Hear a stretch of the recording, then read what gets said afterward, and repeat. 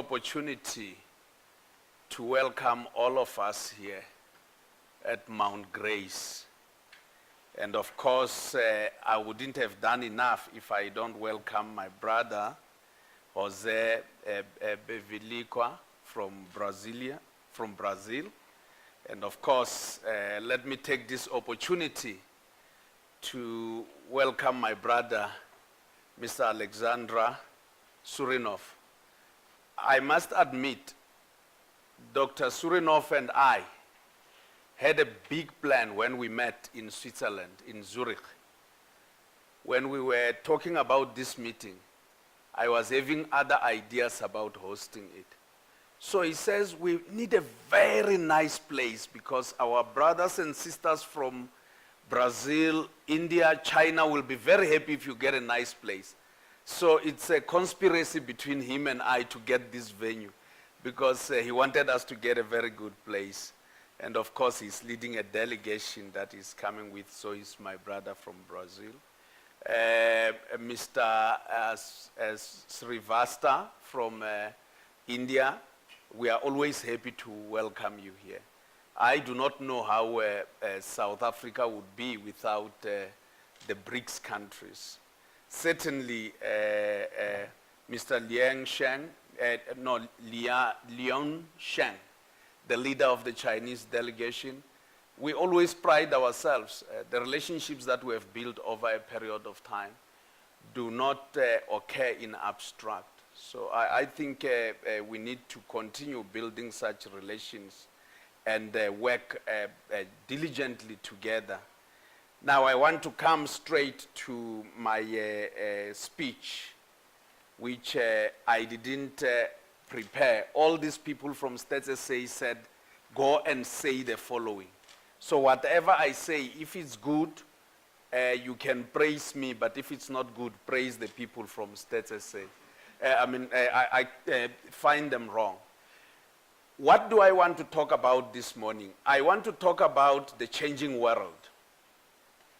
The world is changing and it's changing very fast. And what makes the world change very fast is because we as human beings, the so-called Homo sapiens, have always been in search for change every day. So it's no accident that this afternoon we will be visiting what we call the cradle of mankind.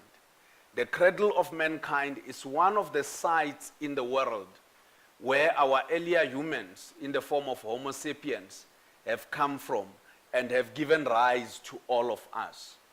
But what has given the world much more power to change? Firstly, it's knowledge, the ability to amass knowledge. The second issue is the whole issue of globalization, which I will talk about later. And the last issue is technology. So I will talk to all these 3 points being knowledge, globalization, and technology.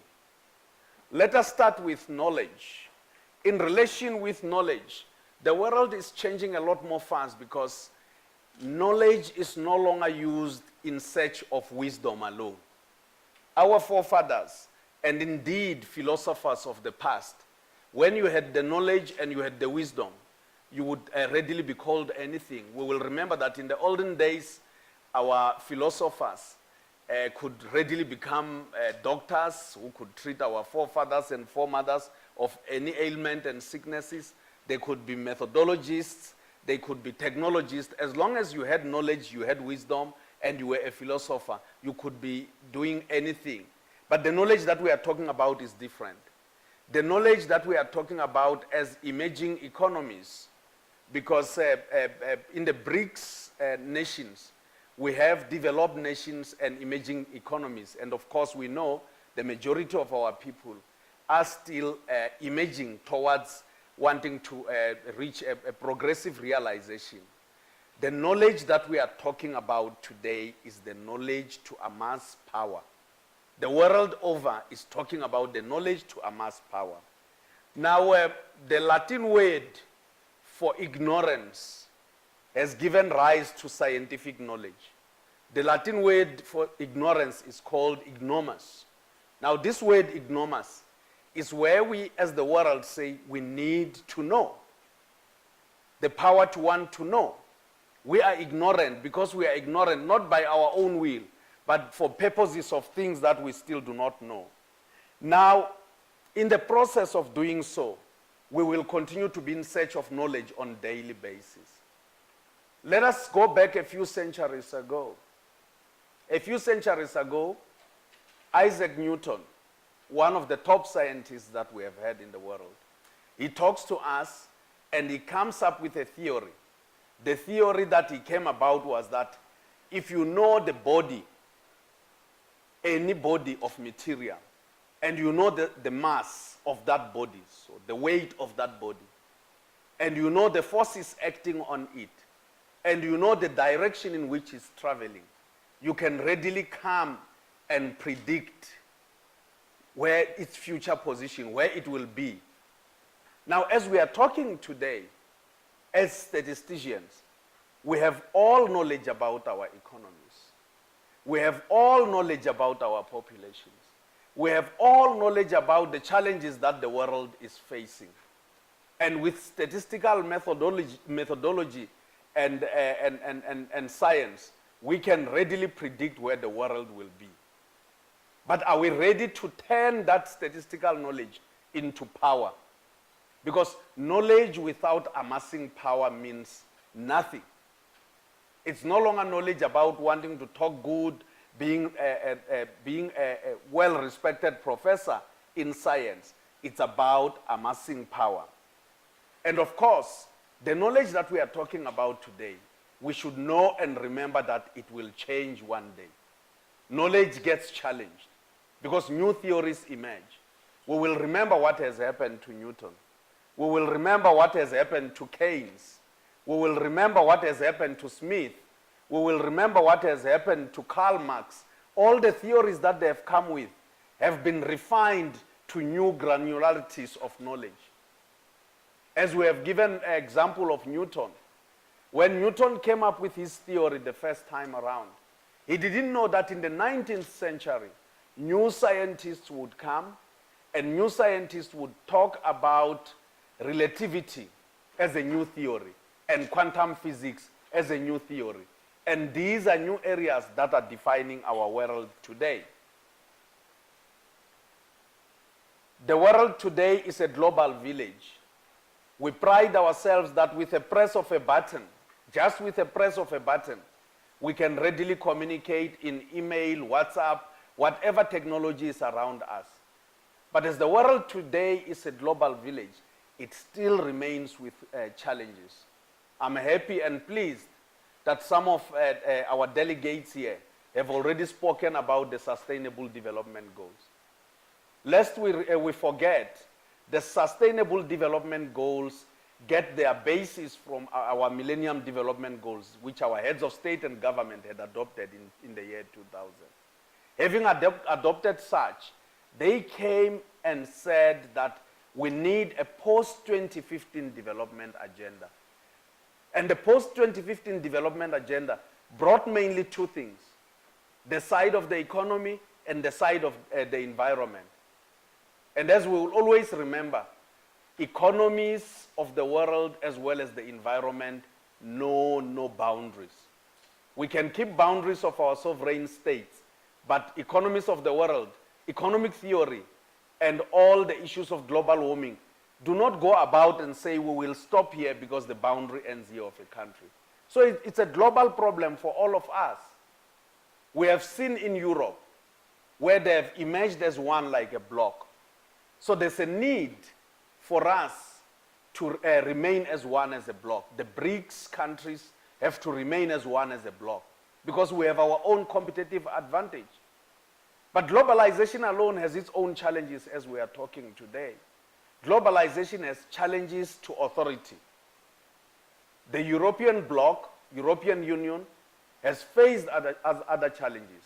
Firstly, we have seen the failure of some nations, particularly Britain, to enter into one monetary union with the European bloc.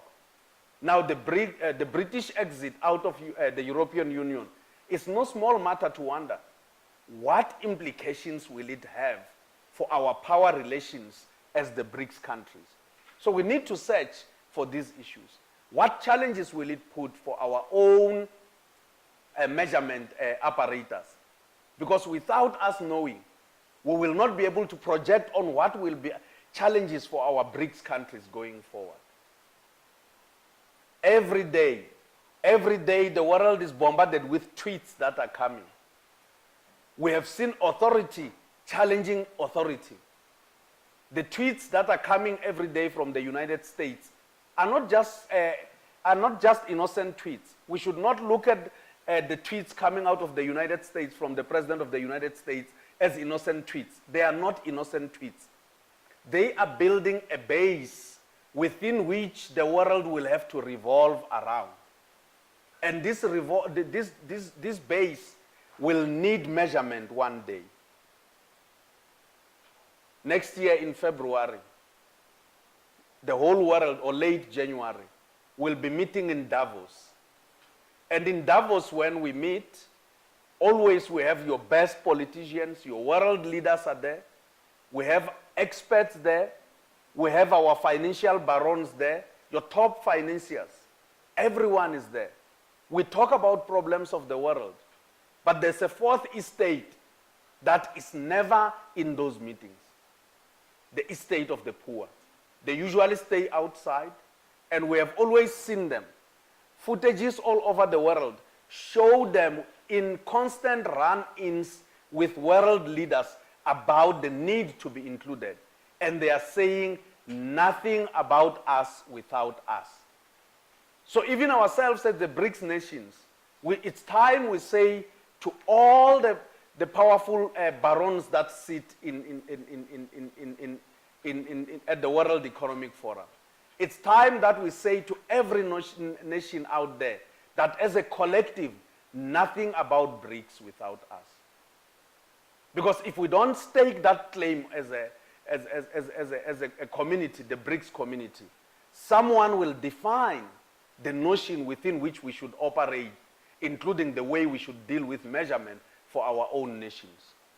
So using the notion of the poor people continue to raise this issue because they have a theory to uphold. They have a practice to uphold. People of Eastern Europe, people of Asia, people of Africa, all over the world aspire to go to the West. It's because the poor always follow the rich. And as they do so, they create a notion for us to deal with in measurement. They create notions for us to measure in our population studies. So as we sit in our own nations, we have to understand who is no longer there. Because we should not think they are going to the West to go and visit. They are going there to stay permanently, some of them. But as they go there, they create challenges for measurement for Western nations as well. I hear from time to time where they are told there are barricades, you can't enter certain parts of Europe, but the world is not like that. If today we will be at the cradle of humankind, where humanity started amongst other sites in the world, we should know that our forebearers had the freedom to move everywhere without being encumbered by boundaries. And why shouldn't human beings move the same? So in the process, it creates measurement for us. And my last point is on technology. And on technology, I want to talk about data as well. Firstly, human beings, the Homo sapiens, the first technology we amassed was fire. The ability to control, to make fire and control fire and send it everywhere was enough. But furthermore, we had tools. So the first stone tools that our forefathers and our foremothers would use to break down bone and muscle and everything to make meat out of the prey they were hunting were the first tools. And I suppose at the time, they felt that they had the highest technology on earth. But today we talk about tools of trade. We talk about computers, we talk about tablets, we talk about iPads, we talk about smartphones, we talk about emails, internet, everything. All these issues have formed the tools of trade. And of course, we can readily connect the world instantly. the combustive vehicle industry has invested a lot of money in the oil industry. Everywhere in the world, we have oil rigs lying there in the ocean. We have gas rigs lying there, harvesting gas everywhere. Oil, gas, and other forms of energy are being used to propel the world. But the latest technology is driving us towards something else. The ability to harvest the sun in the form of solar energy. How our vehicles will rely on solar panels on top of their roofs to actually drive and propel themselves, as the electrical cars and mechanics are kicking in, becomes very, very critical. But there's another one that is emerging, one which is within our controls as statisticians. This is data. Whoever controls data in the future will control the world. If we don't believe that, let us look at the combustive vehicle, the trains that we have always had, the cars that we have always had. They are being challenged today by Google, by Amazon, by Garmin, because they control data. They have been able to harvest data and put it to spatial frames so that the machines that are driving in the world can learn from one another. They can relate to space using data. But that is not enough. Machine learning is not enough. We are headed to another direction, the direction of data learning, where data will learn from itself. Where a motor vehicle will no longer need to communicate with the next vehicle in the neighborhood, but it will harvest all data around itself about events that are happening far away from it, and it decides what to do. And as if that is not enough, artificial intelligence is coming in. So we are having a world that will have robots moving around. I do not know, fellow delegates, whether we know that in the nearest future, robots will even be processing the numbers that we are processing as statisticians.